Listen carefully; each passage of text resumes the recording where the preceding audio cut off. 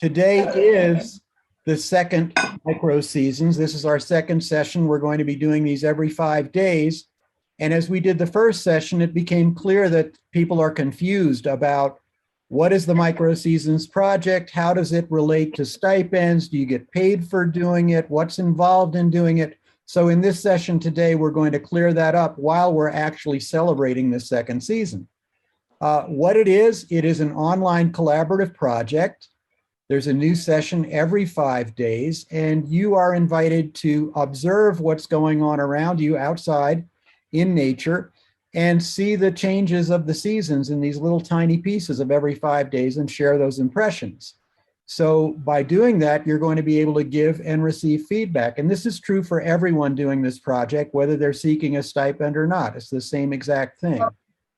Here is a video by the author of this book, one of the co-authors of the book, where she explains it herself. So let's just listen to Joanna McPherson in 1 minute tell us what this project is and how it came about. In the chaos and unpredictability of nature, the seasons and their qualities provide a little map to navigate each year. And so when I first came across the Japanese 72 micro-seasons, I was fascinated to learn more. There wasn't much information available in English, so it took a few years to gather and decode the full set, but then I began to use it as a starting point to learn more about Japan, and from there apply it to what was going on in my own local environment halfway around the world. The project with Betsy was a perfect step forward, exploring the markers through poetry and pottery, a connection we found despite living over 4,000 miles apart and having never met. We recorded the Japanese seasonal markers along with our own thoughts and visualization. The haiku prompts were transformed into a tiny plate every 5 days throughout 1 year. We have now turned our Instagram collaboration into a book. And that is the book that we are basing our stuff off of.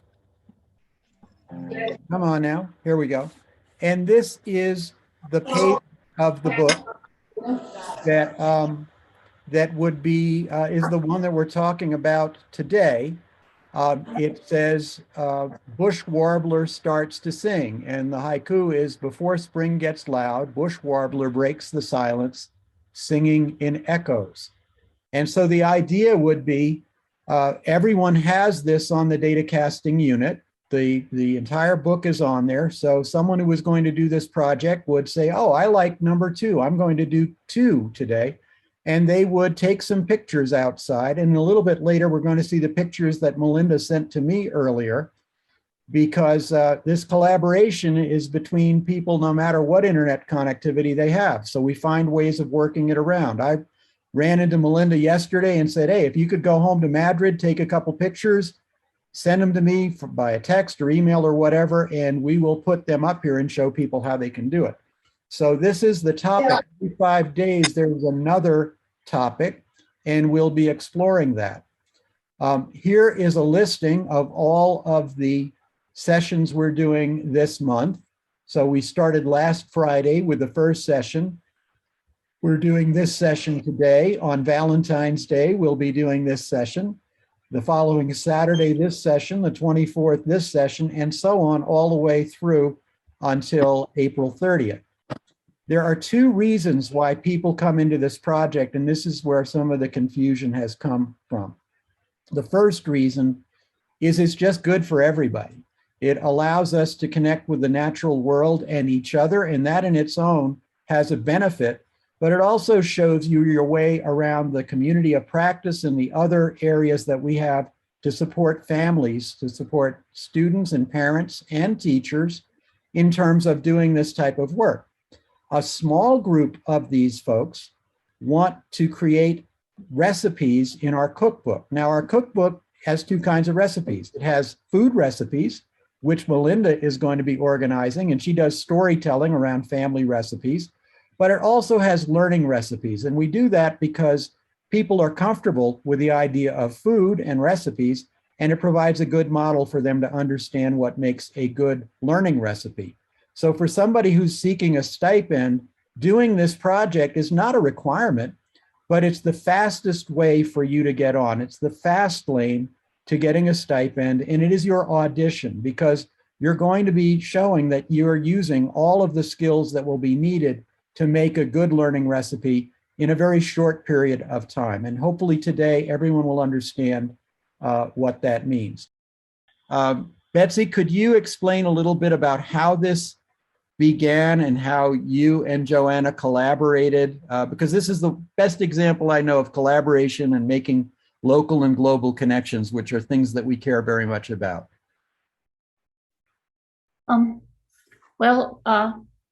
I joined Instagram in 2015, I think, and became friends with Joanna through Instagram. And one of my favorite aspects of this project is how it evolved naturally. It unfolded without, I think, either of us thinking of what it might become. It was a natural progression. Joanna and I both have a keen interest in Japanese culture. So through her, I learned of the Microseasons. And we began going back and forth sort of informally until it turned into a project that we focused on over the course of a year. It's wonderful because of one of the things in the very front of the book you say, and this is what grabbed me, was I want people to go outside and I want them to spend a moment and connect with what's going on with them around nature. And the other thing that was so powerful that you said was, and this isn't something you have to do all the time. You do it once, you put it down, you come back to it, you do it again. And after enough time, eventually you will have seen everything going around. How does that connection, what led you to want to make that connection and that suggestion for the readers of your book? I'm not sure I can answer that, Ferdy, except to say I live on top of a mountain. My nearest neighbor is maybe within screaming distance if the wind is right.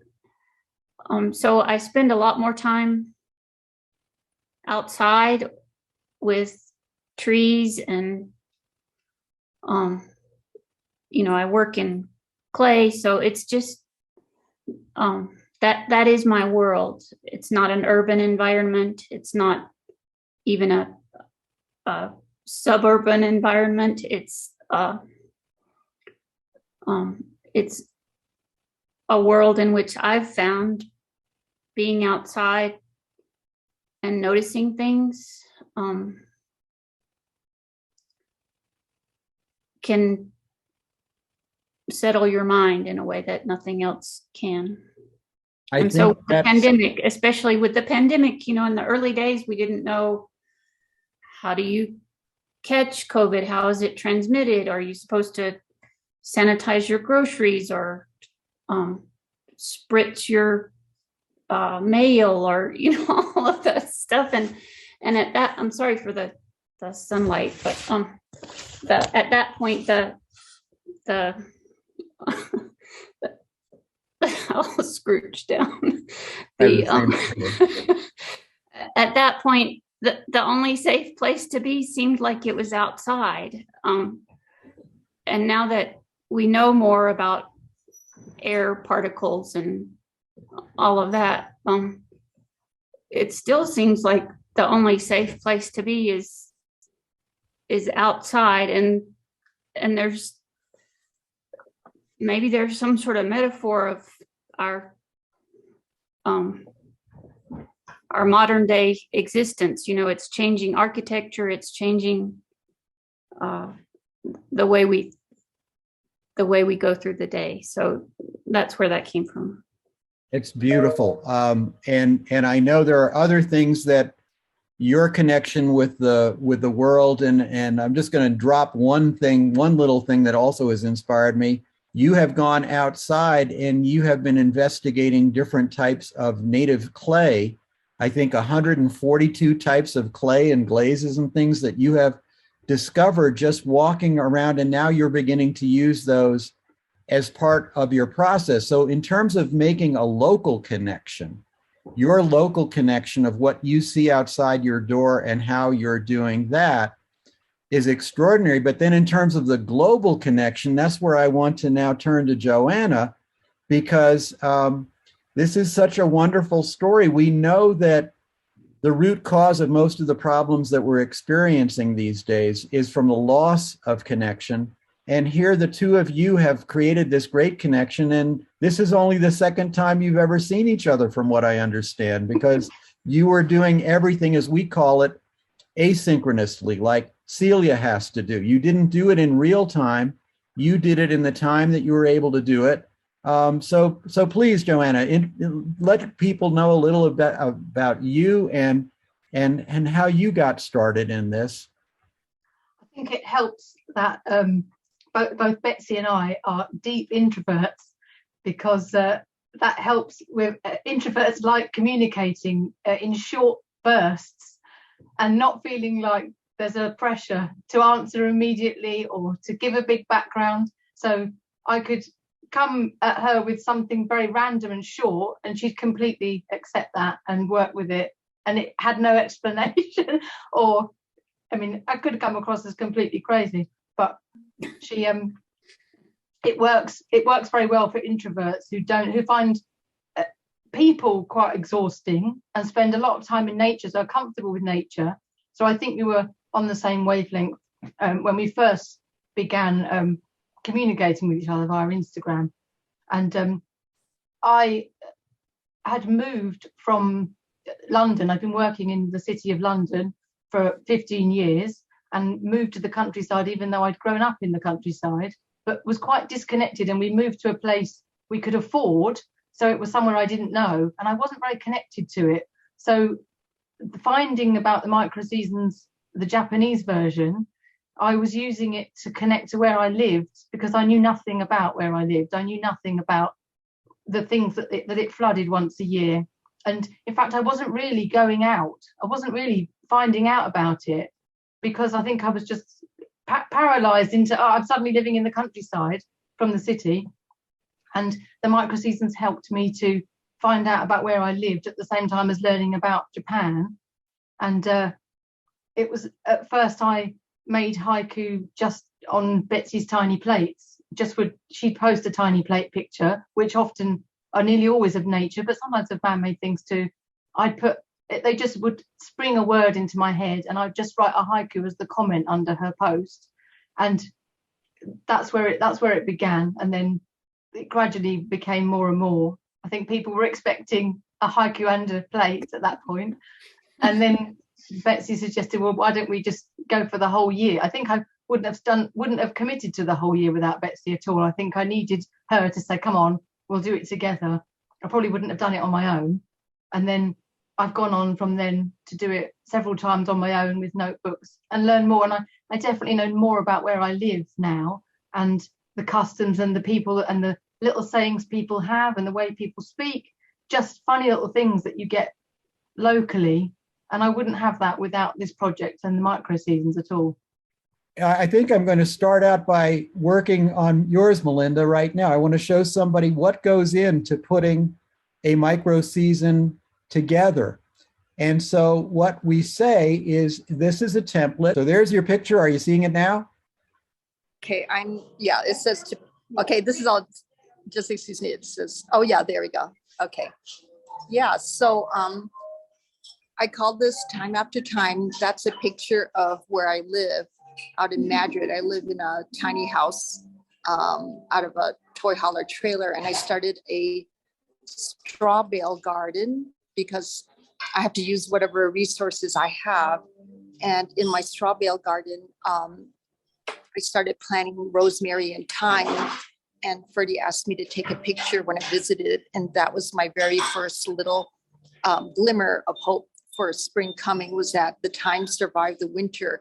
And the little bit that you see there is the time still hanging in there from the whole winter, and will hopefully be prolific for this coming spring and summer.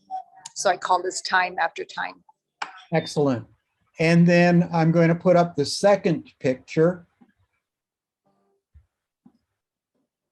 And it's more of a close-up, it looks like right now. What type of feeling does it give you to see that those little leaves poking up through there? It was just really heartwarming. It almost looked like little tiny baby chicks when they have their beaks pointing up, you know, wanting to get some food. It was just like they were just starting to peek up to, yeah, more coffee. More little, they're just peeking out, like trying to just soak up the sun. And they were so tiny, they were so little. But that picture now I see when I took it, it wasn't that clear.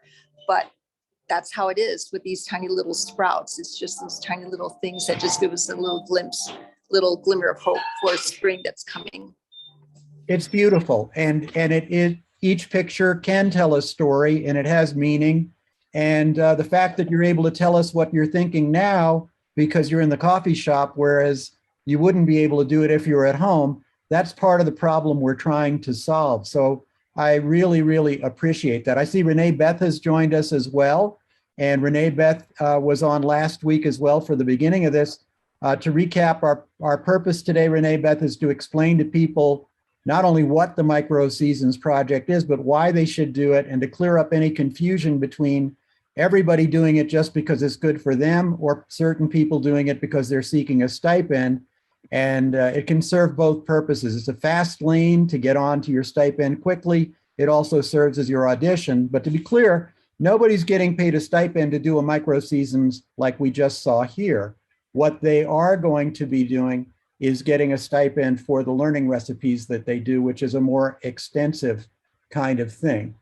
What we're looking at right now is this Microseason, which I said, if you're looking for a stipend, this is your audition, and you have a new chance to join every 5 days. So that is somewhere that you're going to be showing that you have the skills that are needed to do it. And if it turns out you don't have the skills, you'll be connected with people who can give you the help to develop those skills. So it's really an interesting way of making sure that people get their support. What happens next, if you are creating a stipend, a learning recipe, then you go in and you do a proposal. You're saying, this is what I'd like to do. Here's who I am, my contact information. This is what I'm proposing to do. And then at that point, you go on and you do your onboarding to join this project. There are a couple of things that we ask you to do. We ask everyone in the project to do it because it's essential for being able to solve the problems like we talked about with Melinda. We have to know what is the speed where you live. So if you're like Melinda and you can't do a Zoom or you can't stream video, we call that a red dot place. You have to go somewhere else to get on the internet. If you're in a yellow dot place like Celia, you can get on the internet, but your connection is iffy. And so you're not going to be able to show your face on the Zoom. You're going to be able to choose between audio or video. We need to find ways for those people to work. That's why we ask the speed test. We also ask you about your 21st century skills because we're trying to track the growth of that. There are a few things that we ask everybody to do, and you can do all of that at one spot right here on our website.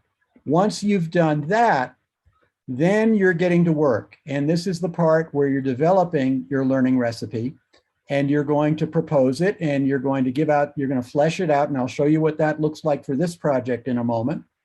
And then the real work begins. You go into the community of practice, you're submitting what you're going to do. There are weekly opportunities for review and comment. And then as you're working, you're also putting your project into CareerBridge, and there's a flow back and forth between the two of those.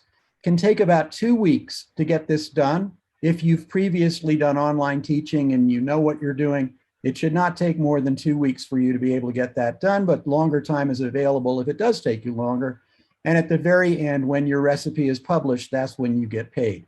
after it's gone through the vetting process and the review process. So we're making sure that everything that goes into our cookbook is of very high quality because it's been reviewed by parents, teachers, and students who've recommended that it is useful.